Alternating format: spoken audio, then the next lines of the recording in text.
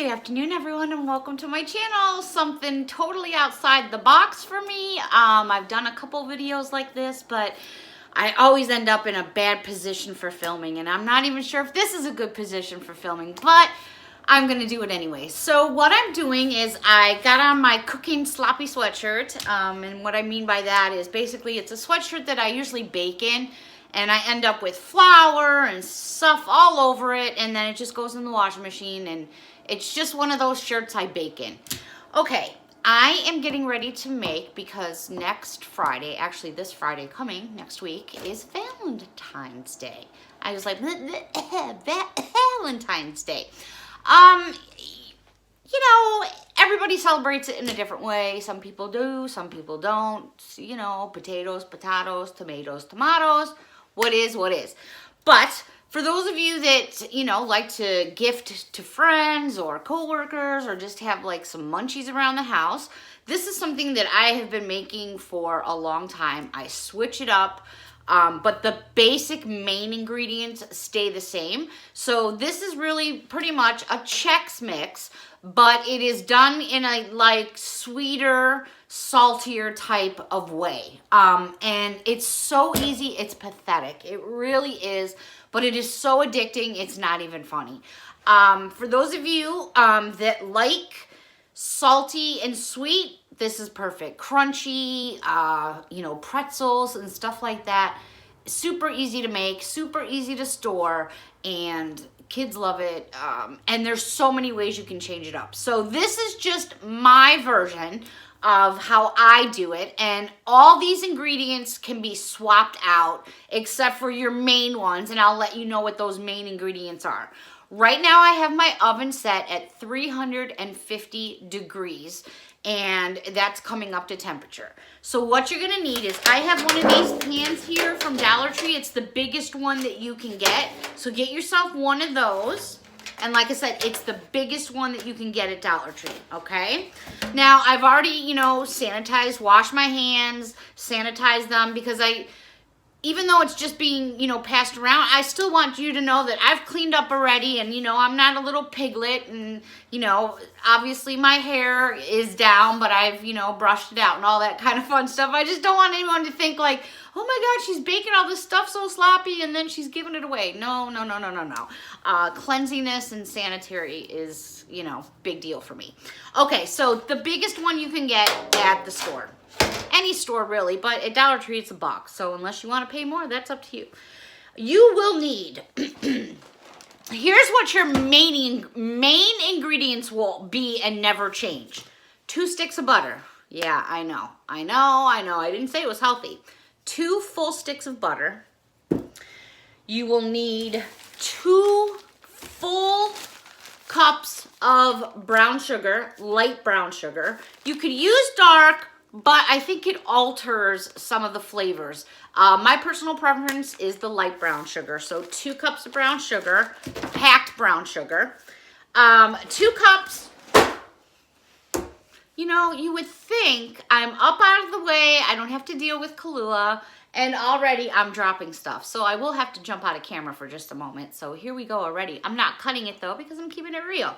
So 2 sticks of butter, 2 cups of light brown sugar packed, 2 cups of Cairo syrup, light corn syrup. Everybody calls it something different. This one actually is Baker's Corner, so this is an Aldi brand. I use a lot of Aldi items because I shop at Aldi's, because their prices are fantastic and you get great deals. So you're gonna use 2 cups of corn syrup, 2 sticks of butter, 2 packed cups of brown sugar. Excuse me one second. And she's back. Those are your main ingredients, and you're never gonna alter from them. Super simple. 2, 2, and 2. Okay, so we're gonna put those to the side. Now, what we're going to do. This is all interchangeable. You can do what you choose to do. This is just how I do it. So in my big pan, I'm gonna start dumping. Let me just move a few things out of the way. So I'm gonna take my big pan, I'm just gonna place it right down in front of me. I know you can't see that, but I'm telling you exactly what I'm doing for this part, okay? What I do, I go to the store and I get the family size box of Crispex. I take that box, which is a full size box, which is 18 ounces, which is 1 pound, pour the entire box in the container. Okay, bye-bye. Then get yourself a box, and this happens to be a Hannaford box because that's one of our local grocery stores here on the East Coast. And you want to get the corn. You could get rice, but I'll tell you, I've done it with the rice Chex before. And because rice is so much, how do I want to say it?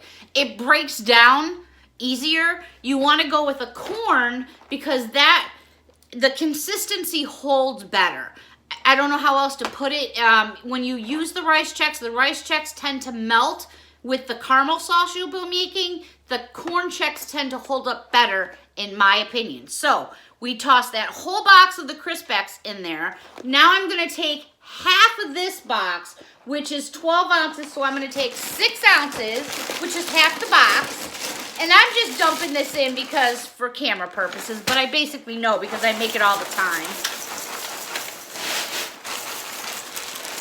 Okay, so there was half of that box.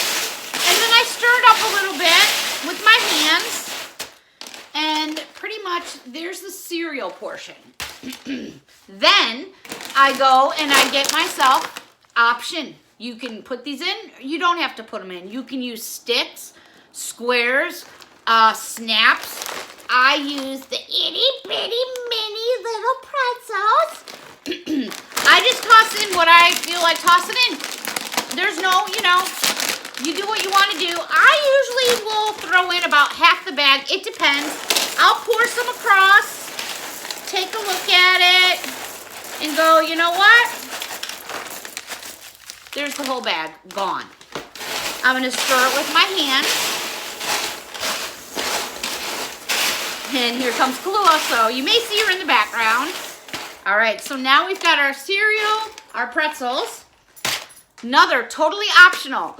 You can do nuts. You can do any kind of nuts. I usually tend to do pecans because pecan is one of my favorite kinds of nuts. This one happens to be regular dry roasted peanuts. This is also a Hannaford brand as well. Again, you can put the nuts in. You can leave the nuts out. It depends. If you like nuts, toss them. If you don't put them in. You don't have to. You can substitute for something else if you wish. Excuse me 1 second. You can substitute for something else if you would like. Or, you make it how you want to make it. Again, the main ingredients will never change. As long as you got those, you're good to go. Again, the nuts, figure it out. Pour them in there, see what you think. The whole jar is going in here for me because, well, it just is what it is. I am going to now mix this together. Oh, that smells so good. Once you get the nuts out and then the smell of peanuts. I love the smell of peanuts. All right, now this is why you need the biggest one because look at all this so far. And we're not done with ingredients yet. Okay, now the other 2 items that will end up in this container will be some mini chocolate chips and some M&Ms in the Valentine's Day style. But that's going to be at the very end, so we're just going to put those items to the side. I didn't even show them to you because I don't want you to think about them to the very, very end of the video. What I'm going to do now is I'm going to move this over to the side. My oven is still heating up at 350 degrees. What's going to happen now is you're going to get a large pot. You don't need the gargantuan one. This is going to be fine. It fills it up pretty far, but you're good to go. You're going to take your 2 sticks of butter right in the pot. Obviously, you're going to take the paper off. I'm just showing you that 2 sticks of butter is going to go in the pot. You're then going to take 2 cups of your Cairo corn syrup in the pot. 2 cups of your brown sugar packed in the pot. You're then going to take that to the stove. You are going to bring it to a soft, bubbly ball, frothy stage. Basically, you're going to bring it to a boil slowly because you're making caramel. You have to get the heat up, but you don't want to overcook it. The minute it's on that burner too long, it's gonna smell burnt, taste burnt, and no matter what you try to do, it's not gonna taste good. Because once you've got burnt in a caramel sauce, forget about it. Kahlua seems to be voicing her opinion over there because a pretzel fell and she can't reach it. So what we're gonna do is I'm gonna cut from here. I'm gonna show you what the caramel sauce looks like while the oven is still preheating, and then I'll come back and show you when we pull it off the stove what it looks like. I'll be back in just a moment. All right, everybody, so I am back. So here is the container with all of our ingredients. My oven is ready at 350 degrees. It's preheated and ready to go.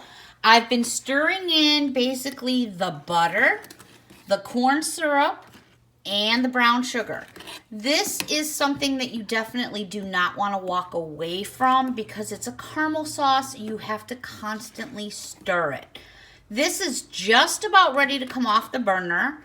You want to constantly stir it till everything melts. Once this comes off the burner, which it will be in just a couple moments because it's starting to get frothy, and that means that the syrup and the corn and everything, the brown sugar has now all bonded together, and it's now created a temperature where it can create a sauce. I'm then going to pour this all over my Chex Mix, pop it into the oven at 350 degrees for 10 minutes. I'm then going to bring it back out, stir it, pop it back in the oven again for 10 more minutes, and then do that one more time. So you're going to put it in the oven at 350, 10 minutes, out and stir, 10 minutes, out and stir, 10 minutes, out and stir, and then we'll pick up from there. Alrighty. Alrighty, so I'm back, and here is what my sauce looks like. So this is where you want to be. You're now going to take this right from the burner, bring it over to your container with all your mixture, and literally just pour. Yes, I know. I didn't say it was healthy. So you're going to pour it all through the mixture. Just pour it on in all over. Look at all that. Oh my God. Okay, so once you have that all out of your pot, you're then going to take it and stir it, but very gently. You just want to pull from the sides. When I mean the sides, pull from the sides and move it to the middle so the sauce is going to distribute evenly through the bottom of the pan. After you've stirred it, you're going to take this, put it in your oven at 350 degrees for 10 minutes. You're then going to take it out, stir it again, and do that 2 more times. Then you're going to pull it out to cool, and I'll be back to show you that. All right, everybody, so I am back. I've just pulled this pan from the oven. It's been in there for 30 minutes total, at 3 times at 10 minutes. Now what you want to do is you're going to have to cool this mixture down, because as it starts to cool, it's going to harden, and if you leave it like that, you're going to end up with one big chunk.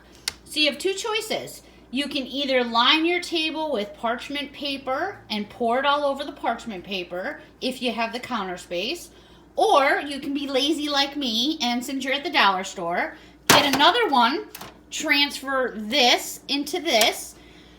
Every 5 or 6 minutes, put a little stir on it because you're going to want to cool the product down so you can eat it. But mostly, you want to make sure all your caramel ends up drying on these separate individual pieces right here, as you can see. So I'm going to go ahead and transfer this over to here, and then we'll come back and show you what it looks like after it's all dry and what it should look like. Alrighty, so once your Chex Mix is completely dry and cooled off, it should look something like this. Very simple. It shouldn't be sticky or anything like that. I've just moved it from the tin into this container, which is just like a big Rubbermaid container that I stored in. There's my lid. And then here's the container that I showed you that I purchased from Dollar Tree. And what I've done is I've added my Valentine's Day M&Ms. So this is a nice gift for somebody. This whole bucket is filled up. then this snaps on. It'll keep it nice and fresh, and I'll probably tie a ribbon of some sort. And then I made a bunch of these little packages, which are from Dollar Tree. The actual bags themselves are the cellophane bags. Here, if I turn it on the side, there is all the yumminess. And what I've done is tied it up with some ribbon from Dollar Tree. And then these are from Dollar Tree as well. And I put a little heart in there. And then so some of my friends will be getting containers like this. Some with a bigger family will get a container like this. And this one, I just need to put my M&Ms in. And I'll just put some of those in. And then once those are in, this is the one that I'm going to sit and eat at home. So that is pretty much it. A very... I don't want to say not healthy. Of course, there's a lot of sugar in this recipe, but it's a treat. It's something special. It's something fun, easy to make. And like I said, you can alternate this any way you want. You want pretzels? Put them in. You don't? Take them out. Nuts? Take them in, take them out. You can customize it and do it your way to make you happy. Hopefully you enjoyed all this. If you want to see more videos like this, please comment down below and let me know. Until next time, everyone, thank you so much for watching and happy Valentine's Day.